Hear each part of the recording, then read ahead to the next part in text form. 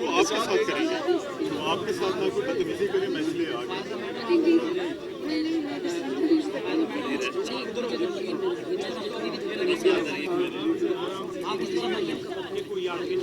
پیچھے کھڑی ہو، پیچھے کھڑی ہو. تھوڑی سی جگہ، میڈم تھوڑی سی جگہ دیجیے گا. شازیہ تم میرے پیچھے آ جاؤ. تھوڑا سا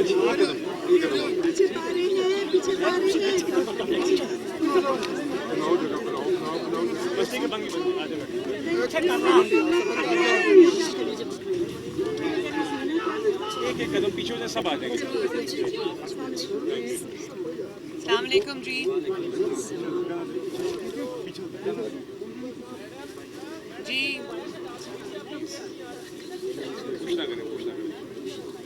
جی بسم اللہ الرحمن الرحیم. آپ کوشچنز کیجئے پلیز. جی آپ کیجئے. باری باری میڈم یہ بتا دیں کہ نون لیگ کے دور میں کے دور میں اگر 3 روپے 4 روپے اگر پیسے پیٹرول کی قیمت میں اضافہ کیا جاتا تھا تو نون لیگ کی جانب سے ایک سخت رد عمل آتا تھا اس دور میں. لیکن اب پچھلے 2 ماہ کے اندر دیکھا جائے تو 85 روپے جو پیٹرول کی قیمت ہے نون لیگ کے دور میں اب بڑھا دی گئی ہے.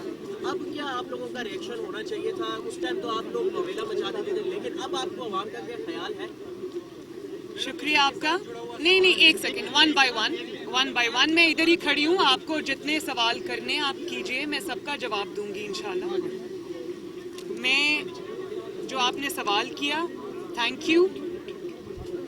میں یہ سمجھتی ہوں کہ جب حکومتیں جاتی ہیں، رخصت ہوتی ہیں، تو وہ بڑی خوشی اگر کچھ کیا ہوتا ہے، کچھ پرفارم کیا ہوتا ہے، تو وہ عوام کو یہ بتاتی ہیں یا اپنے پروجیکٹس گنواتی ہیں، اپنی پرفارمنس بتاتی ہیں. لیکن یہ حکومت جو 4 سال کی حکومت تھی، عمران خان جس کو چلا رہا تھا، اس حکومت نے جب چلی گئی تو انہوں نے عوام کو یہ بتایا، ان کے منسٹرز نے، جو ان کے انٹیریئر منسٹر ہیں انہوں نے، اور جو بار بار ان کے وزرائے خزانہ جو تبدیل ہوتے رہے، انہوں نے عوام کو کیا بتایا؟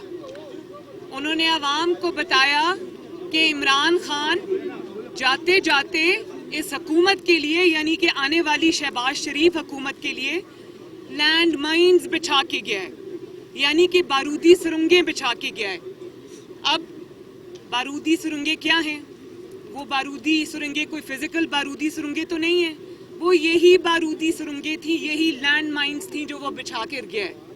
اب میں یہ بتاؤں آپ کو کہ شہباز شریف حکومت نے 1 روپیہ پیٹرول ڈیزل کی قیمت میں اپنی طرف سے انکریز نہیں کیا. شہباز شریف حکومت نے 1 روپے کا کوئی اپنی طرف سے اضافی ٹیکس عوام پر نہیں لگایا. یہ وہی 2019 جولائی کا معاہدہ ہے جو عمران خان کی حکومت IMF سے کر کے آئی تھی، جس پر انہوں نے معیشت کی بربادی کے دستخط کیے تھے. 4 سال کھلواڑ کرتے رہے پاکستان کی 3 سال تقدیر سے، معیشت سے. پتہ ہی نہیں تھا کہ معیشت کس طرح چلانی، اور جب معیشت برباد ہو گئی، جب سارے انڈیکیٹرز خراب ہو گئے، تو IMF سے پیسے لینے کے لیے پورا پاکستان اور اس کی معیشت کو گروی رکھا ہے. تو آج جو حکومت پاکستان کو کرنا پڑ رہا ہے، مشکل فیصلے لینے پڑ رہے ہیں، یہ وہ فیصلے ہیں جو عمران خان کر کے گیا تھا IMF کے ساتھ. پاکستان کی حکومت، شہباز شریف صاحب بطور وزیر اعظم پابند ہیں IMF کے اس معاہدے کی پابندی کے. اب میں آپ کو یہ بتا دوں کہ اس معاہدے میں جو عمران خان نے کیا تھا 2019 جولائی میں IMF کے ساتھ، جس کو آج اس حکومت پاکستان کو آنر کرنا پڑ رہا ہے، اس میں کیا لکھا تھا؟ اس میں صرف پیٹرول پر سبسڈی ختم کرنے या पेट्रोलियम डेवलपमेंट लेवी का सिर्फ मुआहदा नहीं किया गया, बल्कि पाकिस्तान जो पेट्रोलियम की मसनूआत हैं उनके ऊपर सेल्स टैक्स भी लगाने का मुआहदा किया गया था, वादा किया गया था। और फिर ये सिर्फ मुआहदा IMF के साथ नहीं हुआ, जो पिछला बजट था इमरान खान की हुकूमत में इन्होंने दिया था, उस बजट में इन्होंने पेट्रोल पर लेवी और सेल टैक्स बढ़ाने का ऐलान किया था उस बजट पे, जिसको आज हमें कंटिन्यू मजबूरन करना पड़ रहा है। और ये जी, और मैं ये भी आपको बता दूं कि जो IMF का मुआहदा था जो इमरान खान ने किया था, जिस पर इमरान हुकूमत के दस्तखत हैं, जिसको आज शहबाज शरीफ को बादले नखास्ता मुश्किल तरीन फैसला, कड़वा घूंट अवाम का एहसास करते हुए, पाकिस्तान का एहसास करते हुए, मईशत की बेहतरी के लिए वो कड़वा घूंट जो इमरान खान ने पाकिस्तान के ऊपर ये मुसीबत नाजिल की थी। मैं आपको ये बता दूं कि IMF के मुआहदे में क्या लिखा था इमरान खान ने, ये ज़रा सुन लें। उन्होंने लिखा कि एज सच, ये बिल्कुल वो अल्फाज मैंने कॉपी किए हुए हैं, as such we will raise by ₹8 per litre and we commit to raise the PDL by 4 rupees per litre per month for the remainder of 2022 until the maximum of ₹30 per litre is achieved. So यहाँ पर ये 30 रुपए इसके बढ़ा दिए। उसके बाद उन्होंने ऊपर से क्या किया, ऊपर से उन्होंने कहा कि की मेजर्स इंक्लूड, यानी कि जो मेजर्स इमरान हुकूमत लेगी और उसके बाद सब्सीक्वेंट हुकूमत को लेने पड़ेंगे, की measures include enhancing the sale tax of petroleum products. और इनके मुताबिक जो कीमतें ये सेट कर गए IMF के साथ, आज पेट्रोल की जो प्राइस है वो 300 रुपये पर लीटर होनी चाहिए। ये है जाल जो वो बिछा कर गए हैं, और ये है लैंड माइंस जिसका इतराफ़ शेख रशीद साहब ने खुद किया।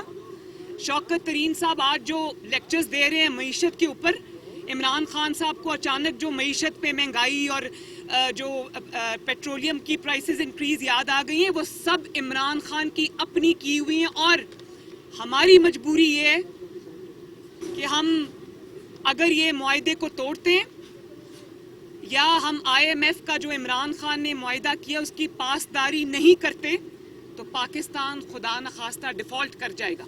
अब एक और बात सुने, यहाँ पर बात रुकी नहीं।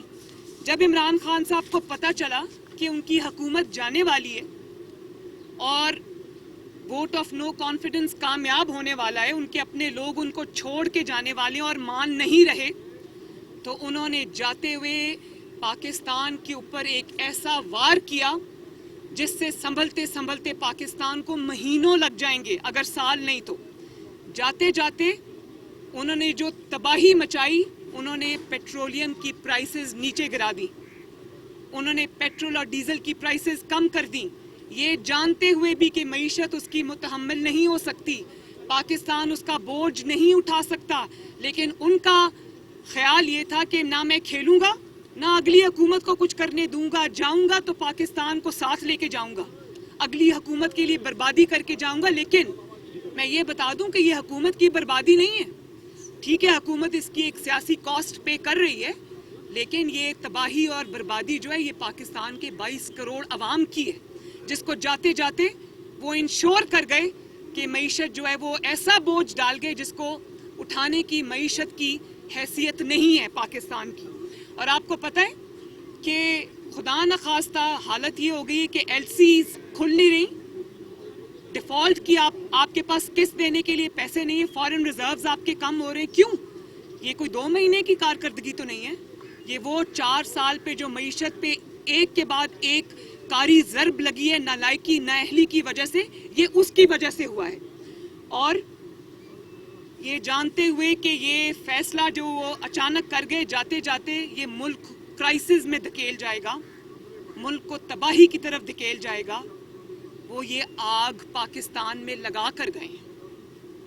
नवाज साहिबा, आप ये बताइएगा कि मैं ARY न्यूज़ से हूँ, आपसे ये जानना चाहते हैं, आप आवाम की बात कर रही है, तो आप जो इलेक्शन अनाउंस करके आवाम में क्यों नहीं आप जा रही है? मैं इस चीज़ का सवाल का जवाब बहुत दफ़ा दे चुकी हूँ।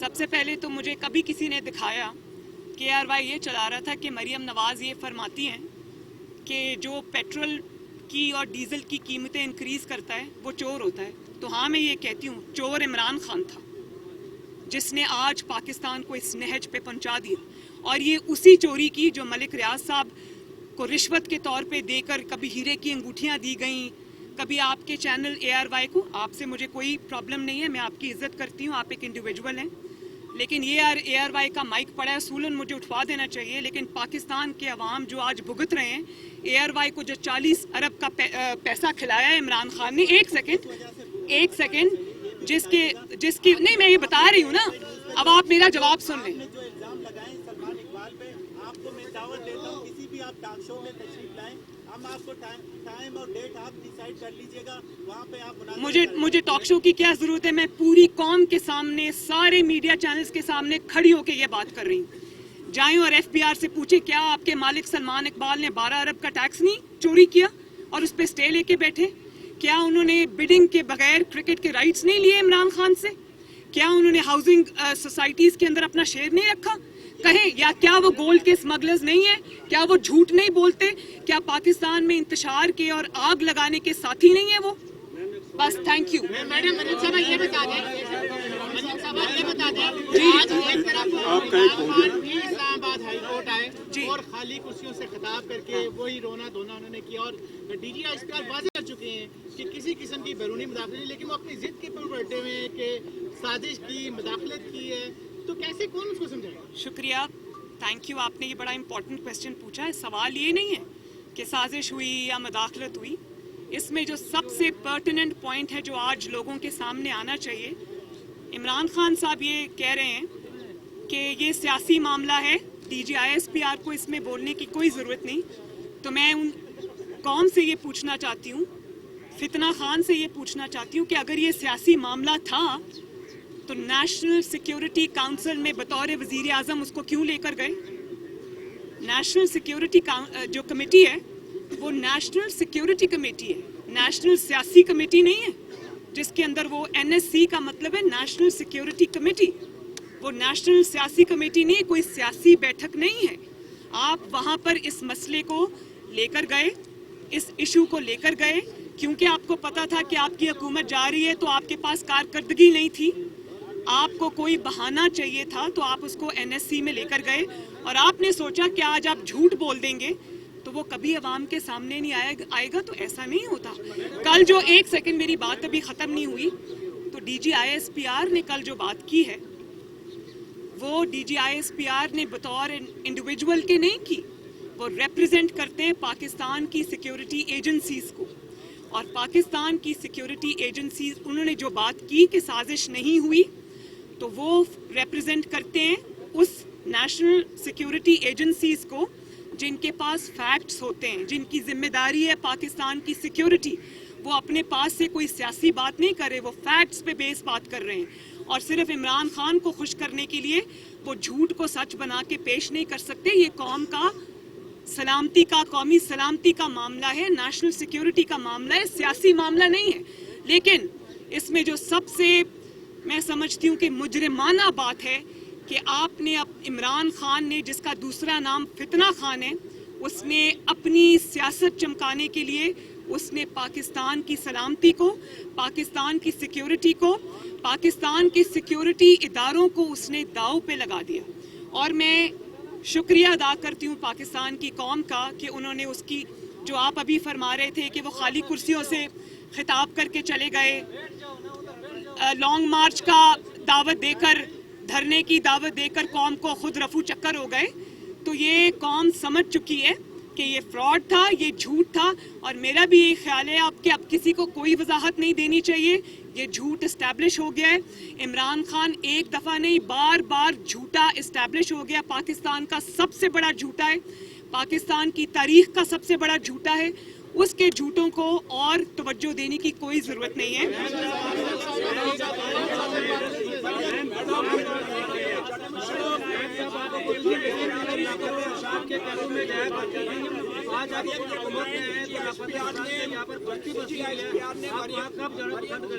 DGSPR ने जनरल मुशर्रफ के बारे में भी कुछ बातें की हैं, तो क्या आपकी हुकूमत जनरल मुशर्रफ को गिरफ्तार करेगी अदालती हुक्म के मुताबिक, और क्या आपकी हुकूमत उनको फौजी एजाज के साथ रुखसत करने पर तैयार है?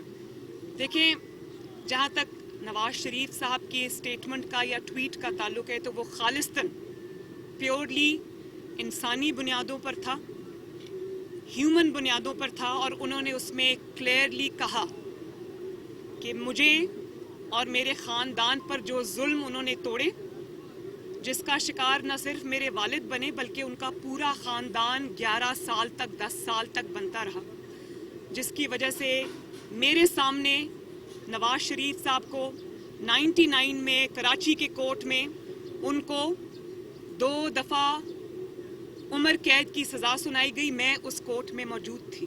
उनको अटक किले के ज़ंदानों में फेंका गया और फिर जिला वतन कर दिया गया, और जिला वतनी के बाद वो वहाँ पर उनके वालिद की डेथ हो गई, मेरे दादा की डेथ हो गई, और वो उनके इतने खिदमत गुजार और इतने ओबीडियंट औलाद होने के बावजूद वो उनको दफनाने नहीं आ सके, वो इजाज़त नहीं मिली उनको।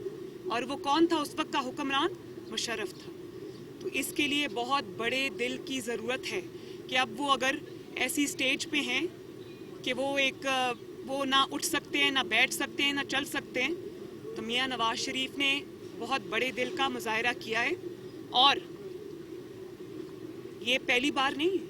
जब शहीद मोहतरमा बेनज़ीर भुट्टो असैसिनेट हुई, जब उनको शहीद किया गया, तो सबसे पहले हॉस्पिटल पहुंचने वाला मोहम्मद नवाज शरीफ था। हालांकि उस वक्त मिसाक जमहूरियत के बावजूद नवाज शरीफ साहब यानी कि PMLN और बेनज़ीर भुट्टो शहीद की पार्टी पीपल्स पार्टी मद्दे मुकाबिल थी इंतखाबी मैदान के अंदर, लेकिन नवाज शरीफ साहब ने सबसे पहले वो वहाँ पहुँचे और पीपल्स पार्टी के सारे इख्तलाफात बुलाकर पीपल्स पार्टी के वर्कर्स के सर पे हाथ रखा। उसके बाद 2013 में इमरान खान ने क्या तूफ़ान बदतमीज़ी नहीं उठा रखा, क्या झूठ नहीं बोले, क्या इल्ज़ाम नहीं लगाए नवाज शरीफ साहब की ज़ात के ऊपर। और जब वो कंटेनर से गिरा तो सबसे पहले नवाज शरीफ साहब अस्पताल उनकी खबरगिरी को गए और अपनी इतनी इम्पोर्टेंट इलेक्शन कैंपेन एक दिन उन्होंने सस्पेंड कर दी। तो नवाज शरीफ साहब जो है वो ज़ाती इंतकाम पे यकीन नहीं रखते। नवाज शरीफ साहब ने ये वाज़े किया है कि जो तकालीफ उन्होंने सही हैं, जिसमें उनके अपने प्यारे, जिनमें उनके वालिद थे, उनकी वाइफ थी, उनकी वालदा थी, वो सब गुजर गए। देखो, उन्होंने कहा मैं नहीं चाहता कि मेरा बदतरीन दुश्मन या मेरा बदतरीन मुखालिफ भी वो तकलीफ सहे जो मुझे सहनी पड़ी। वो आज भी अपने वतन से दूर है, ये मैं आपको बता दूं, वो अभी भी वतन वापस नहीं आ सक रहे। मैडम,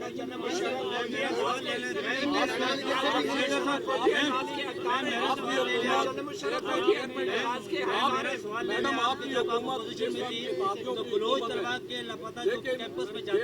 आज यहाँ से ये बात आ रही है कि आप अकेले ही इमरान खान के वार का मुकाबला कर रहे हैं, इत्तेहादी कहाँ पे हैं?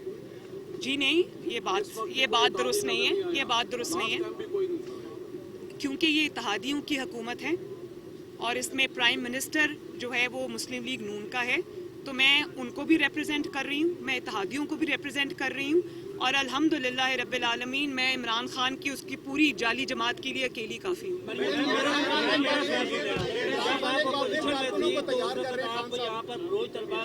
एक मिनट जी, उसके बाद आप चलिए, उसके बाद आपकी बात। इमरान खान साहब से कुछ देर पहले हाईकोर्ट आए थे, उन्होंने एक बार फिर से कहा है कि वो अपने कारकुनों को तैयार कर रहे हैं और बहुत जल्द कॉल देंगे।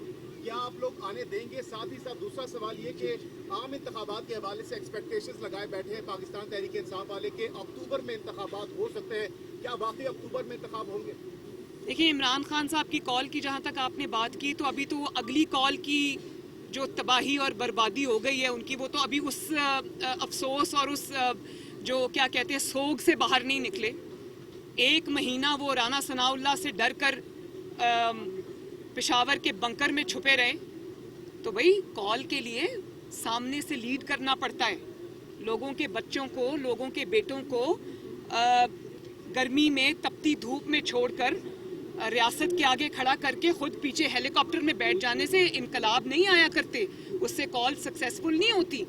और अभी तो मेरा ख्याल है कि वो उस सोग में से ही, उस सदमे से बाहर आ जाएं जो कौम की रिजेक्शन पे उनको मिला है, तो यही बड़ी बात है। लेकिन एक मैं बात जो इसमें बहुत ज़रूरी है वो कहना चाहती हूँ कि ये कॉल की बात नहीं है, ये ना नेशनल सिक्योरिटी कमेटी की, ना साजिश की, ना किसी भी झूठ की बात नहीं है। ये बात ये है कि इमरान खान के ख़िलाफ़ जो एक के बाद एक करप्शन का स्कैंडल आ रहा है, अभी रिसेंट वाला आप पकड़ लें कि मलिक रियाज को साइफन ऑफ किए पैसे, मलिक रियाज से 10 से 12 अरब इमरान खान की जेब में गया, शहजाद अकबर की जेब में गया, खातून अव्वल की जेब में गया, और उनकी इन सब की बनी मनी गाला गैंग का जो फ्रंट पर्सन फरा गोगी के पास गया, और सैकड़ों कनाल अराजी जो है एक जाली यूनिवर्सिटी के बहाने से मलिक रियाज साहब से हथियाली। तो ये जो पाकिस्तान की तारीख के सबसे बड़े डाके इमरान खान ने डाले हैं, ये सब उसके ऊपर से तवज्जो हटाने के लिए हो रहा है, ये सब उसके ऊपर से जो है वो उसको डिफ्लेक्ट करने के लिए हो रहा है। तो ये छुपेंगी नहीं बातें, ये सामने भी आएंगी, इसके ऊपर केसेस भी बनेंगे, केसेस बनने चाहिए, इसके ऊपर एक्शन होना चाहिए। और जहां तक कॉल की बात है, अगर कोई इंतशार की कॉल देगा, अगर कोई फितना और फसाद की कॉल देगा, तो रियासत उसको पूरी कुव्वत से रोकेगी। इंतखाबात इंशाअल्लाह ताला अपने वक्त पे होंगे और वक्त पे होने चाहिए। ये टाइम हमें दरकार है सख्त फैसले करने के बाद मुल्क को स्टेबलाइज करने के लिए। तो मुझे उम्मीद है कि इंशाअल्लाह ताला पाकिस्तान जो है अब अगले साल अपने मुकर्ररा वक्त पर इंतखाबात के लिए जाएगा, और कोई ऐसी सिचुएशन क्रिएट नहीं की जाएगी कि खामखा अर्ली इलेक्शन की कोई बात हो। आप जी जी जब आप अपोजिशन लीडर थे, अपोजिशन में थे, तो आप लापता जो लापता लोग थे उनके लॉयगिर के कैंपस में भी जाती थी, और इस वक्त भी बहुत सारे लोग जो है वो बच्चे स्टूडेंट्स लापता हो रहे हैं। और 2-4 दिन पहले, 3 दिन पहले कराची सिंध पुलिस ने लापता अफराद के लॉयगिर पर वहाँ पर तशद्दुद किया, और आप इस हवाले से क्या कहेंगी? बहुत जुल्म है, ज़्यादती है। सबसे पहले तो मैं तशद्दुद की मज़म्मत करती हूँ। दूसरी बात ये कि जब मैं उन लोगों के साथ बैठी, उस बच्ची के साथ बैठी, मुझे अब उसकी जो रिश्तेदार है वो रिलीज़ हो चुके हैं, कोशिश भी की, तो मैं बिल्कुल उन बलोच स्टूडेंट्स के साथ हूँ। उनके हक़ के लिए मैं आवाज़ भी उठाऊंगी, मैं बिल्कुल इसमें पता करती हूँ, मैं उनको कांटेक्ट करूँगी, इंशाअल्लाह ताला उनकी आवाज़ बनूंगी। बलोचिस्तान पाकिस्तान का भी हिस्सा है, मेरे दिल का भी हिस्सा है। आखिरी सवाल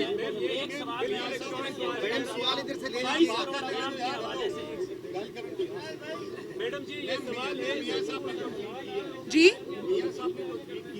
उनकी रवादारी है, उनके खानदान की रवादारी है, वो जाती हैसियत में किसी को माफ नहीं कर सकते, ये उनका बड़ा फर्क है। लेकिन एक ऐसा फर्क जिसने पाकिस्तान की सुप्रीम कोर्ट को कैद कर दिया था, ये 3 नवंबर की इमरजेंसी में गद्दार डिक्लेयर हुआ एक आमिर, और उसको बाकायदा कोर्ट ने इतनी सख्त सजा सुनाई कि इसको फांसी के बाद भी इसकी लाश को डी चौक के अंदर लटकाया जाए। मियाँ साहब अगर ये बात कहते कि मैं ज़ाती कैपेसिटी में उन्हें माफ़ करता हूँ, लेकिन वो कौमी मुस्लिम है, लेकिन साथ उन्होंने अपने छोटे भाई जो प्राइम मिनिस्टर हैं उनको ये हिदायत की कि अगर उनकी फैमिली उनके जनाजे को लाना चाहती है तो आप उन्हें फैसिलिटेट करें। इसी तरह हमने ये देखा कि आपने कहा कि ISI हुकूमत के मातहत है, तो ISI तो उस वक्त भी हुकूमत के मातहत थी जब हम यहाँ करनेलों को पकड़ते थे, जो जजेस से आके मिलते थे जी। अब बाकायदा सर्वेंट्स को उनके दर पे माथा टेकना पड़ेगा। सवाल आपसे सिर्फ ये है कि क्या आप आज भी अवाम के वोट की ताकत से इक़्तिदार में आने पे यकीन रखते हैं, या आप ये समझते हैं कि आइंदा इक़्तिदार में आने के लिए आपने GHQ का रास्ता इख्तियार करना है? शुक्रिया। जहाँ तक नवाज शरीफ साहब के ट्वीट की बात है, मैं उसका बहुत तफसील से जवाब दे चुकी हूँ, लेकिन क्योंकि आप एक बहुत जय्यद और मोहतरम सहाफ़ी हैं जिसने सिविलियन सुप्रेमेसी के लिए इतनी बड़ी आवाज़ बुलंद की, इसलिए मैं समझती हूँ कि मुझे दोबारा आपकी इस बात का जवाब देना चाहिए। नवाज शरीफ साहब ने जो बात की है वो हुकूमत का हिस्सा नहीं है, لیکن انہوں نے اپنی ذاتی حیثیت میں بات کی ہے, ان ذاتی مظالم کے بارے میں بات کی ہے جو مشرف نے یا مشرف دور میں ان کو سہنا پڑے. انہوں نے صرف اس کی بات کی ہے. باقی جوڈیشری کے ساتھ کیا ہوا, کسی اور کے ساتھ کیا ہوا, وہ جوڈیشری جانے اور وہ جانے. انہوں نے یہ میک شور کیا ہے, انہوں نے میک شور کیا ہے کہ وہ اپنی ذاتی حیثیت میں بات کریں. جی اور کوئی بات آپ کی گورنمنٹ کا یہ بیانیہ تھا کہ ووٹ کو عزت ملنی چاہیے. ایک منٹ, ہاں انہوں نے دوسرا سوال مجھے پوچھ گیا, ووٹ کو عزت دو. میرا آج بھی یہ بیانیہ ہے, میرا کل بھی یہ بیانیہ رہے گا, اور یہ بیانیہ نہیں ہے, یہ فیکٹ ہے. مسلم لیگ نون کو الحمدللہ کسی کی بھی بیساکھیوں کی ضرورت نہیں ہے. جس کو بیساکھیوں کی ضرورت تھی, فتنہ خان کو, اس کو بیساکھیاں ملی, اور جب تک بیساکھیاں تھیں وہ کھڑا رہا, اس کی حکومت کھڑی رہی. جیسے ہی بیساکھیاں ہٹی وہ منہ کے بل دھڑام سے زمین پہ آ گرا. تو مسلم لیگ نون ماشاءاللہ 40 سال سے 30 سال پلس سے عوامی جماعت ہے, عوام کی قوت پر یقین رکھتی ہے, اللہ تعالیٰ کے بعد عوام کی خدمت کرتی ہے, اور پھر فیصلے کے لیے عوام کے پاس جاتی ہے. مسلم لیگ نون کو بیساکھیوں کی ضرورت نہیں ہے. بہت شکریہ.